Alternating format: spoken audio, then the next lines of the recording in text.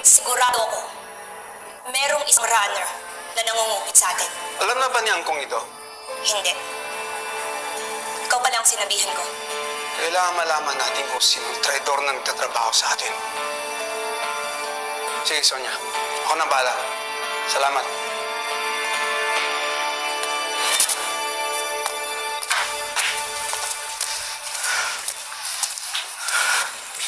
Uy, Santino, iawin na naman sa bahay niyo?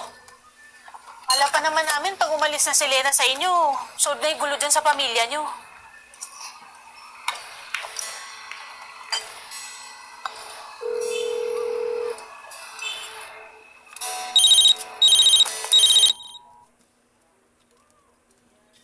Edwin, pwede ba ako pumunta sa inyo?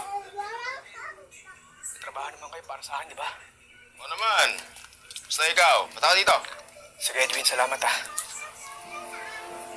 Sino yun? Si Santino. Nag-ano ba ang trabaho? Tamang-tama ang tawag niya. May paunang trabaho ako para sa kanya.